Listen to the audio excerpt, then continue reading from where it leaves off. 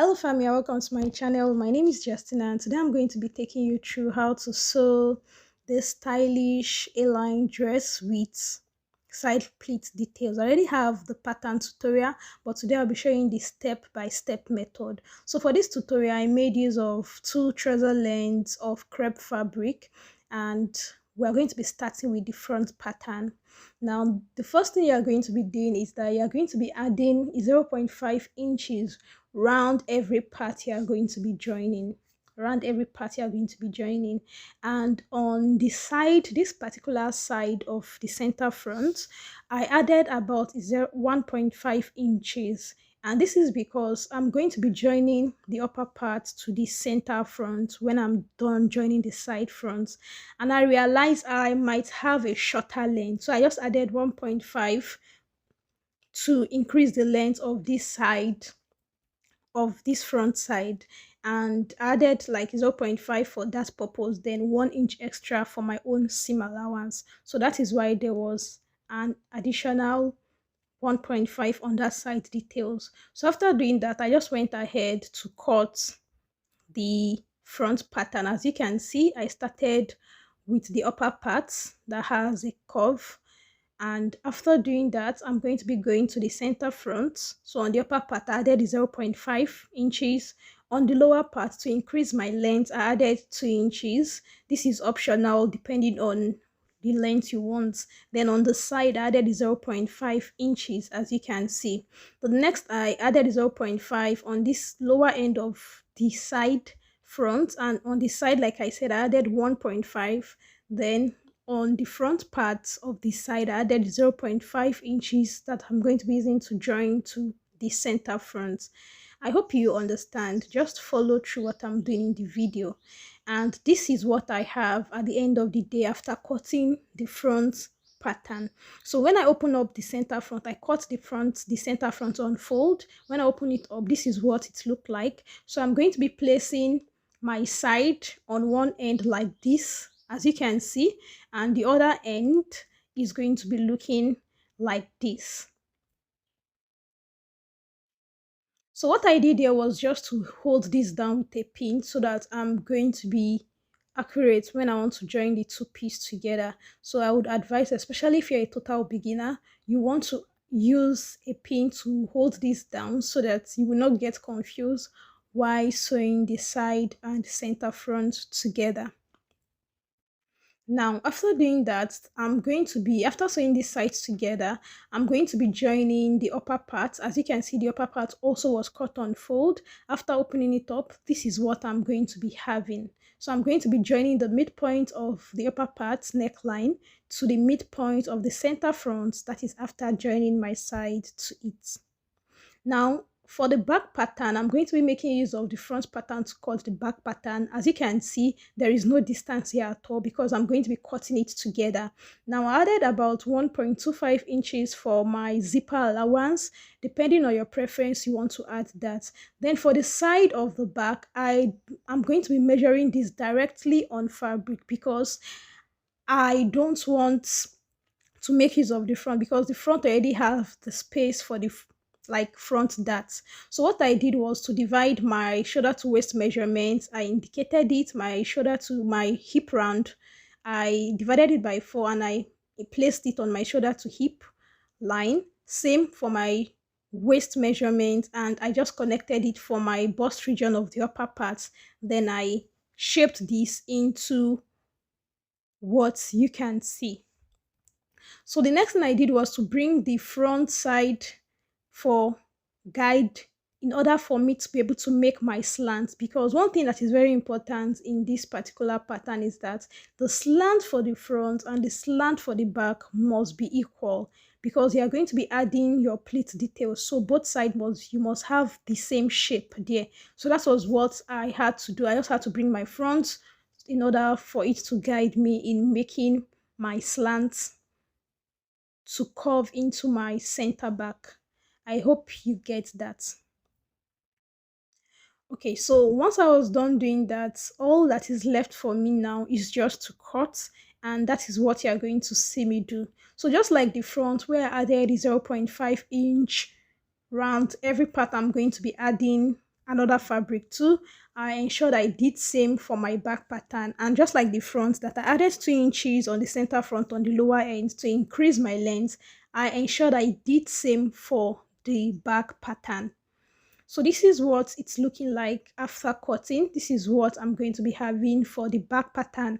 And for the neckline, I just wanted something simple. So I did a round neckline for the back pattern. So after doing that, this is what it's given me. And I am going to be taking my back dart. For the back dart, I just used 1 inch, just 1 inch. Okay. So I indicated the parts, and that same straight line is where I'm going to be indicating, where I'm going to be putting my back dart. That's after the center back line. Okay, so I'm just creating a straight line to connect, and to just, I'm going to just make my back dart is going to be a waist dart. Okay, that is going to be stopping on the hip region and also stopping on the chest line region. So I just indicated the same point I made on this back pattern for the darts. I indicated it on the other side of the fabric, and after doing so, I went ahead to open up my back pattern. Remember, I'm going to be putting a zipper, so I need 2 pieces for this.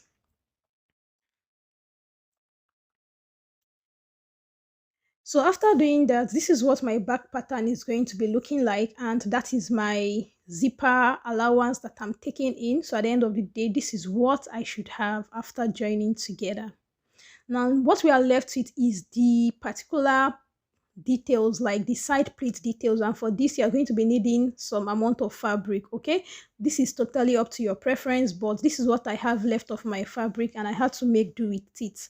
So the first thing I'm going to be doing here is that I folded my fabric into 4 because I want to cut for the two sides. I want to cut for the two sides together. So what I'm going to do, as you can see, is the first letter, which I labeled A, is going to be on the open end of this my folded fabric, and the last letter, which is D, is going to be on the center front of this folded fabric. It's going to be on that line. So this is what I have here, and I'm going to be advising you just to pin this down, because if you don't pin this down, well, you might not have something accurate. Another thing you want to take note of is that to ensure that this particular pattern you are pinning down, you are putting them on the same length, like they should be the same length. That means if you are having if you are starting from a line that is 1 inch, every tip of this slashed pattern should be on that 1 inch line. So remember, I added 2 inches to the length of my back and front for the center front. So for this particular pleat detail, for my details not to be short, this pleat part not to be short, I added 2 inches on that lower end so that I can have a uniform length when I'm done sewing. So you can see I marked out that 2 inches, ensuring that I'm measuring each part to give me that accuracy. So the next thing I did was to mark each of these tips so that I'm going to know how and where I'm going to be, pleating. So this is very important. You want to notch each point, then trim out every excesses you think you don't need. So after doing that, I went ahead, like I said, to notch each point. So I'm going to be knowing the parts I need to pleat when I want to create my pleats. Now, if you want a pleat that is smaller, I would suggest you space it out by 1 inch. But for this tutorial, I made use of about 1.5 inches. Now, this is what my front pattern is giving me when I'm joining the side together. Now this is what my upper part is giving me. I had to turn my upper part with facing, and this is what it's giving me.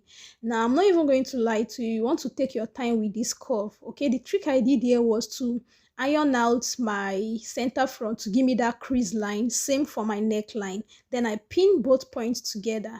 Then from that point now, I open up my seam where I sew my side seam. Then I'm just going to pin all these points together till I get to the end of that my neckline region, that's toward my armhole region. So you want to take your time with this particular curve, because if you're a total beginner, you might need to try this probably on another fabric for some times so that you can get a perfect look. Okay, you might want to practice sewing curves. So as you can see, I told you I added 1.5 extra. You can see the excess that is left there.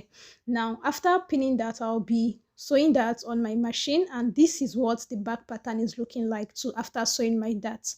So this is the back pattern. I already ironed my zipper allowance. I added interfacing for stability on this back. So this is what it's giving me. I'm going to be sewing to the point where I want my zipper to stop. Now this is what it's giving me at the back after sewing that point, and I already pinned my zipper region as you can see. Then I sewed the remaining parts. Now this is what my front pattern gave me after sewing the cuff together. I had to nudge severally and I had to iron properly. Please, you need to press this seam down because of the design of the front. Now you can see the excess of that 1.5 that I had. This is what it's looking like at the end of the day. If I did not add that 1.5, I might end up having a shorter length after joining the curve than I desired.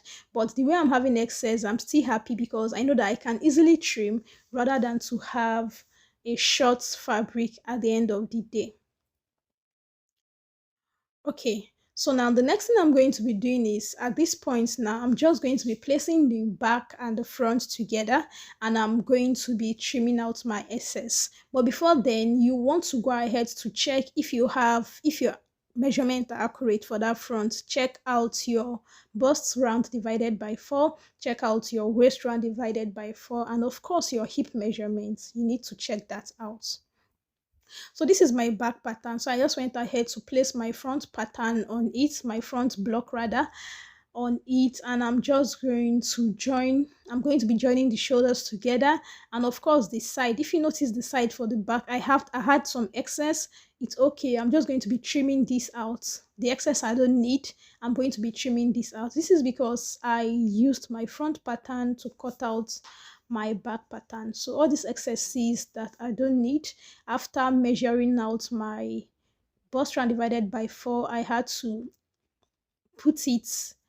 mark that point so that I'll be able to shape this region. Then I went to my waist part too, my waist round divided by 4. I indicated it as you can see, and I'm doing both for the two sides, and I'm shaping this out. Then on my hip region, I had to indicate my hip measurement also. Okay, my hip measurement, I did that divided by 4 and I imputed it there. So that was what helped me shape this particular outfit after joining both sides together, because you need to shape this outfit totally before you can add the side pleat details on it. So these are the excesses that I'm not going to be needing. I'm just going to go ahead to trim all these excesses out as you can see. Then from there we are good to go. So I ensure that the back curve and the front curve, I ensure that both are same, both like are properly aligned, so that I'm going to be having something accurate. So I just went ahead to check my gown, my shaping for accuracy, and after satisfied with what I have, I went ahead to sew this. So this is what I have for my final look, and at this point now I'm just going to be opening the side like this, and I'm going to be bringing down our side pleats details fabric. And what I'm going to do is I'm going to pin the center front to the midpoint of my shaped outfit. So look at what I'm doing. I placed the center front of the fabric I want to use for my side pleat details on it, and after doing that I'm going to go to the edge. Please, this place is a little bit technical. I'm going to go to the edge and I'm going to be joining the edge together as you can see me do. I'll join the edge together. I'm going to be sewing that straight on my sewing machine, but you want to take your time to pin this down. Take your time to pin this down, and after pinning down, then when you get to the upper part, that is when you can start making your pleats. So you want to take your time with your pleats. This is totally up to your preference. So I just went ahead to create pleats with my hands, and as I'm creating the pleat, I'm pinning this down with my pin so that I'm going to be accurate and I'm not going to have any excess when I'm done. I will suggest you pin everything down for this particular for this particular technique, pin everything down before you go ahead to sew. It's very important, and see the effect when you're done before sewing, so that you will not end up sewing and losing. So that's what one side looked like. Then I went to the other side and I repeated the same method I did on the other side. The part I'll be sewing straight and the upper part that I'm going to be pinning down. So we are almost done with these clothes. Okay, this is like the final step. So after pinning everything down, you are going to go ahead to your sewing machine. You are going to sew this and you are going to be pressing this down. Please, you need to press very well, like press very well, and nudge when possible for this particular outfit. So after doing this, I also went ahead to repeat the same method for the other side. So you can see what it's giving me, see what it's looking like. You want to take your time to press out everything here, the pleats, in order for it to look very beautiful and well laid. So for this particular details that has the button, all you need to do is just to cut out a piece. Like I used about 6 inches by 4 inches here, and what I did was to make this in form of a rectangle. I went ahead to sew it round. Then I'm just going to tack in my button, as you can see, then place it toward my hip region, and that is just it, fam. This is what the final effect of the gown look like. What do you think? And for the button details, I just decided to like do something different from the original style. So this is totally optional. You can choose to leave it like that or do your own thing. So fam, do well to subscribe, do well to turn on your notification bell, and do well to share this video. Thank you. Bye.